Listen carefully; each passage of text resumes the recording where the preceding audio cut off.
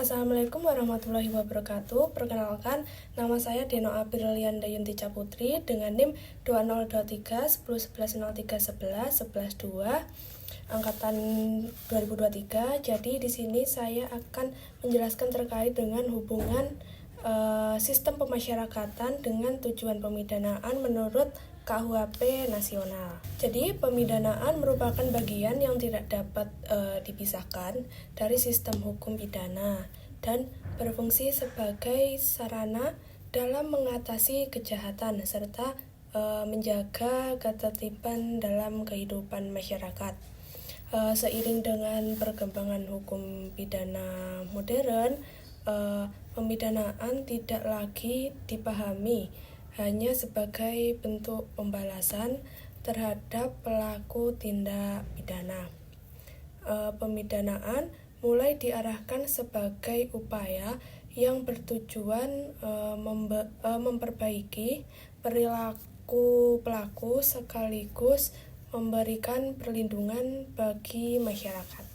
Perubahan paradigma tersebut tercermin dalam kebijakan hukum pidana nasional Indonesia melalui berlakunya Kitab Undang-Undang Hukum Pidana Nasional sebagaimana diatur dalam Undang-Undang Nomor 1 Tahun 2023 yang menekankan tujuan pemidanaan yang bersifat humanis, rehabilitatif, dan restoratif.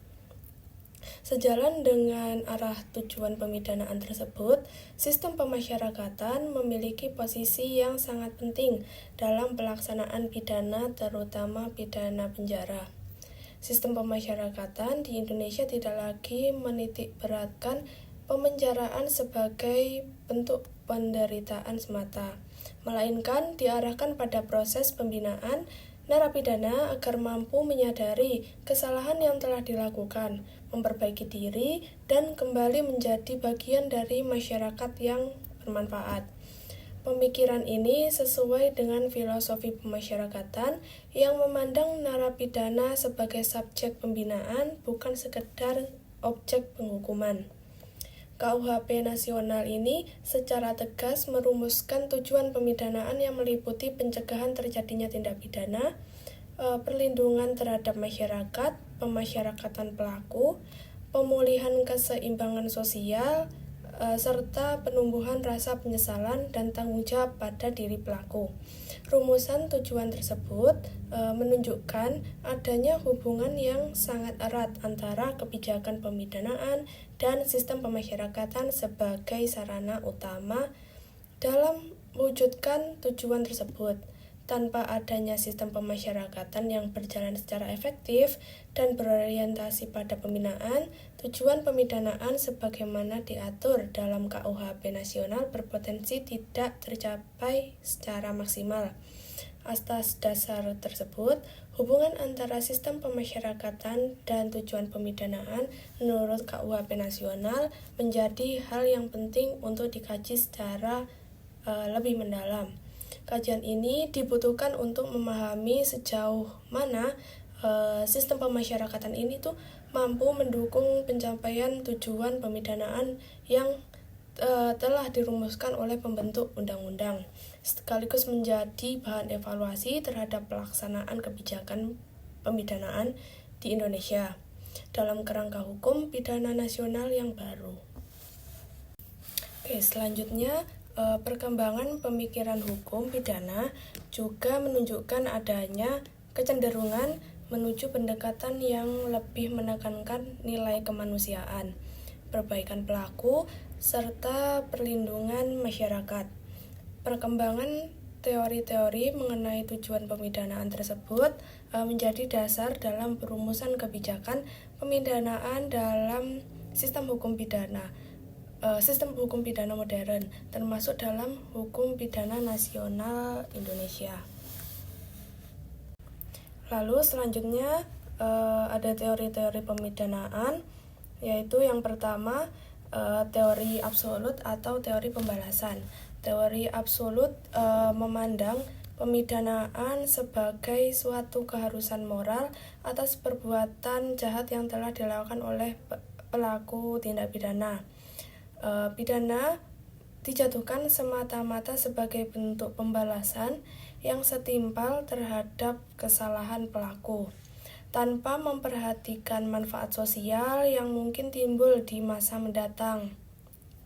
Tokoh utama dalam teori ini adalah Immanuel Kant dan G.W.F. Hegel, yang menyatakan bahwa pidana merupakan konsekuensi logis dari adanya kesalahan dan harus dilaksanakan demi tegaknya keadilan itu sendiri.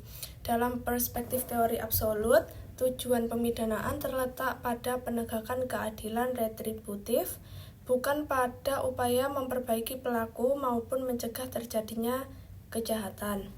Lalu untuk yang kedua ada teori relatif atau juga teori tujuan atau utilitarian. Berbeda dengan teori absolut, teori relatif ini memandang pemidanaan sebagai sarana untuk mencapai tujuan tertentu yang memberikan manfaat bagi masyarakat.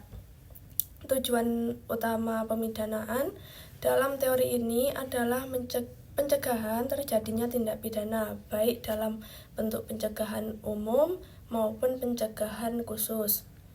Pencegahan umum ini bertujuan memberikan peringatan kepada masyarakat agar tidak melakukan tindak pidana. Sedangkan pencegahan khusus diarahkan kepada pelaku agar tidak mengulangi perbuatannya. Teori relatif juga menekankan pentingnya rehabilitasi dan resosialisasi pelaku agar dapat kembali berintegrasi dalam kehidupan masyarakat. Lalu yang ketiga ada teori gabungan. Teori gabungan merupakan perpaduan antara teori absolut dan teori relatif. Teori ini mengakui bahwa pemidanaan mengandung unsur pembalasan atas kesalahan si pelaku. Namun, pembalasan tersebut tidak berdiri sendiri dan harus diarahkan pada pencapaian tujuan yang bermanfaat bagi masyarakat. Dengan demikian, pidana ini dijatuhkan secara proporsional sesuai dengan kesalahan pelaku, sekaligus mempertimbangkan aspek pencegahan, perlindungan masyarakat, serta perbaikan si pelaku. Teori gabungan banyak dianut dalam sistem hukum pidana modern karena itu dinilai mampu menyeimbangkan nilai keadilan dan kemanfaatan. Lalu yang keempat ada teori rehabilitasi dan resosialisasi. Teori rehabilitasi dan resosialisasi ini menitik beratkan pada upaya memperbaiki pelaku tindak pidana melalui proses pembinaan, pendidikan, dan pelatihan.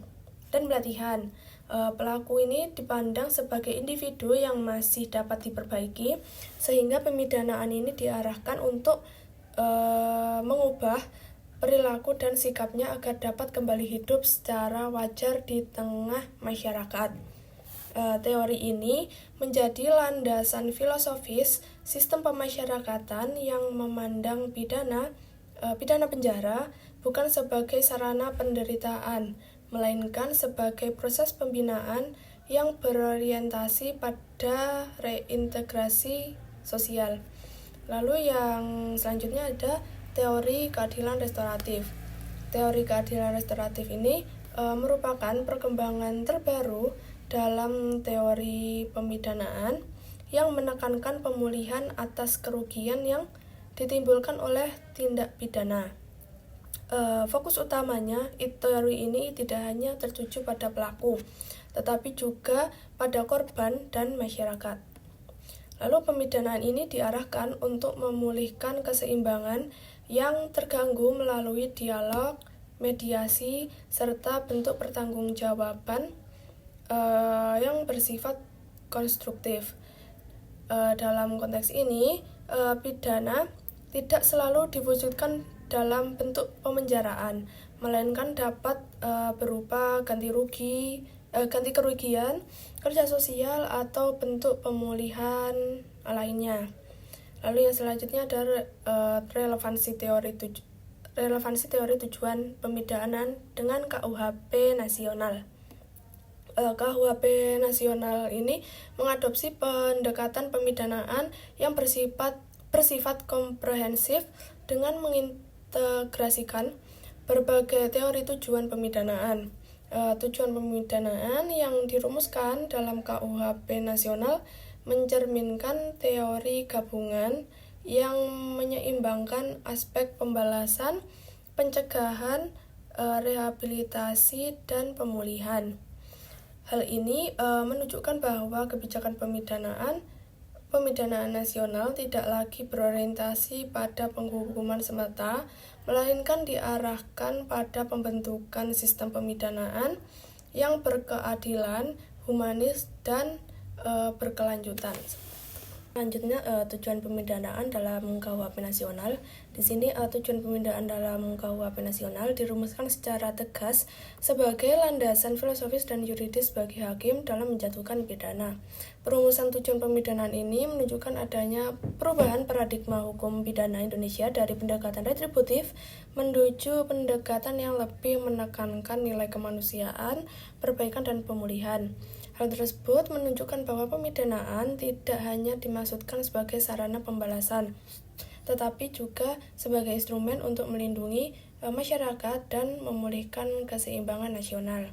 Berdasarkan pasal 51 Undang-Undang Nomor 1 Tahun 2023 tentang Kitab Undang-Undang Hukum Pidana, tujuan pemidanaan meliputi berbagai aspek, yaitu yang pertama, ada pemidanaan bertujuan mencegah terjadinya tindak pidana dengan menegakkan norma hukum demi perlindungan masyarakat. Pencegahan ini mencakup pencegahan umum yang ditujukan kepada masyarakat luas, serta pencegahan khusus yang diarahkan kepada pelaku agar tidak mengulangi perbuatannya.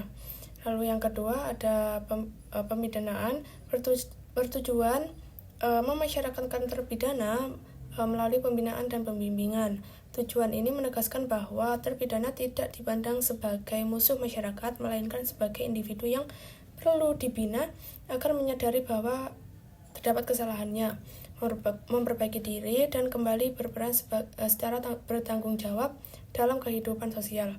Yang ketiga, ada pemidanaan bertujuan menyelesaikan konflik yang timbul akibat tindak pidana serta memulihkan keseimbangan dan menciptakan rasa damai dalam masyarakat. Tujuan ini mencerminkan pendekatan keadilan restoratif yang menitik beratkan pada pemulihan hubungan antara pelaku, korban, dan masyarakat. Yang keempat, ada pemidanaan diarahkan untuk menumbuhkan rasa penyesalan pada diri terpidana serta membebaskannya dari rasa bersalah. Dengan adanya tujuan ini, pidana diharapkan tidak hanya menimbulkan penderitaan tetapi juga mendorong perubahan sikap dan moral pelaku. Yang kelima, ada pemidanaan bertujuan menegakkan keadilan dan nilai kemanusiaan. KUHP nasional menegaskan bahwa pemidanaan tidak dimaksudkan untuk merendahkan martabat manusia, sehingga pelaksanaannya itu harus memperhatikan prinsip keadilan, proporsionalitas, dan penghormatan terhadap hak manusia. Lalu di sini sistem pemasyarakatan dalam perspektif teori pemidanaan. Sistem pemasyarakatan merupakan bagian yang tidak terpisahkan dari pelaksanaan pemidanaan, khususnya pidana perampasan kemerdekaan. Perkembangan sistem pemasyarakatan di Indonesia sangat dipengaruhi oleh teori-teori pemidanaan yang menjadi dasar filosofis dalam hukum pidana. Pergerakan paradigma pemidanaan dari orientasi pembalasan menuju pendekatan yang lebih humanis dan korektif telah membentuk sistem pemasyarakatan sebagai sarana pembinaan dan reintegrasi sosial bagi terpidana. Dalam perspektif teori absolut, pidana dipandang sebagai konsekuensi mutlak atas kesalahan pelaku. Pidana penjara telah ditekankan sebagai bentuk penderitaan yang setimpal dengan perbuatan yang dilakukan. Dalam sudut pandang ini, sistem pemasyarakatan berfungsi sebagai tempat pelaksanaan hukuman, sementara aspek pembinaan belum menjadi fokus yang utama. Narapidana diposisikan sebagai objek penghukuman sehingga tujuan pemasyarakatan menjadi sangat terbatas. Nah, dalam perspektif teori relatif, pemidanaan dipahami sebagai sarana untuk mencapai tujuan pencegahan kejahatan dan perlindungan masyarakat. Sistem pemasyarakatan tidak hanya berfungsi sebagai tempat menjalani pidana, tetapi juga sebagai sarana untuk mencegah terpidana mengulangi tindak pidana melalui pembinaan dan pengawasan, pembinaan kepribadian dan kemandirian di lembaga pemasyarakatan yang mencerminkan penerapan pencegahan khusus, sementara keberadaan pidana penjara menjadi efek pencegahan umum bagi masyarakat. Lalu dalam perspektif teori gabungan, pemidanaan harus memuat unsur pembalasan yang proporsional, sekaligus diarahkan pada kemanfaatan sosial. Sistem pemasyarakatan berperan sebagai sarana untuk menyeimbangkan antara kepastian hukum dan keadilan dengan tujuan pemidanaan. Pidana penjara tetap dijalankan sebagai bentuk pertanggungjawaban pelaku, namun pelaksanaannya diarahkan untuk memperbaiki perilaku terpidana melalui program pembinaan yang terencana. Lalu selanjutnya dalam perspektif teori rehabilitasi dan resosialisasi, pelaku tindak pidana dipandang sebagai individu yang memiliki potensi untuk diperbaiki. Sistem pemasyarakatan berfungsi sebagai sarana rehabilitasi sosial, psikologis, dan moral bagi terpidana. Melalui pembinaan kepribadian, pendidikan, pelatihan kerja, dan pembimbingan sosial, terpidana diharapkan mampu kembali ke masyarakat sebagai individu yang taat hukum dan produktif. Lalu selanjutnya dalam perspektif keadilan restoratif, sistem pemasyarakatan tidak hanya berfokus pada pelaku, tetapi juga memperhatikan kepentingan korban dan masyarakat. Pemasyarakatan dipandang sebagai bagian dari proses pemulihan akibat tindak pidana, di mana terpidana ini didorong untuk bertanggung jawab atas perbuatannya dan sejauh mungkin berkontribusi dalam pemulihan kerugian korban. Korban asimilasi, pembebasan bersyarat, dan kerja sosial dapat dipahami sebagai bentuk penerapan prinsip keadilan restoratif dalam sistem pemasyarakatan. KUHP nasional di sini mengadopsi pendekatan pemidanaan yang menetapkan sistem pemasyarakatan sebagai instrumen utama dalam mencapai tujuan pemidanaan. Tujuan pemidanaan yang mencakup pencegahan pemasyarakatan terpidana, pemulihan keseimbangan, serta penghormatan terhadap martabat manusia, menunjukkan bahwa sistem pemasyarakatan memiliki peran yang sangat sentral dalam mewujudkan tujuan tersebut. Kesimpulannya di sini berdasarkan pembahasan mengenai tujuan pemidanaan, sistem pemasyarakatan dalam perspektif KUHP nasional dapat disimpulkan bahwa pemidanaan dalam hukum pidana Indonesia telah mengalami perubahan paradigma yang cukup signifikan. Pemidanaan tidak lagi hanya dipahami sebagai bentuk pembalasan atas kesalahan pelaku tindak pidana, melainkan sebagai sarana untuk mencapai tujuan yang lebih luas, yaitu pencegahan kejahatan, perlindungan masyarakat, pemasyarakatan terpidana, serta pemulihan keseimbangan sosial. KUHP nasional menegaskan tujuan pemidanaan yang berorientasi pada nilai kemanusiaan dan keadilan dengan menempatkan pembinaan dan reintegrasi sosial sebagai unsur penting dalam pelaksanaan pidana. Sistem pemasyarakatan memiliki peran yang sangat penting sebagai sarana untuk mewujudkan tujuan pemidanaan tersebut. Melalui pembinaan yang terarah, sistem pemasyarakatan diharapkan mampu menumbuhkan kesadaran, tanggung jawab, serta perubahan perilaku terpidana, sehingga dapat mencegah terjadinya pengulangan tindak pidana.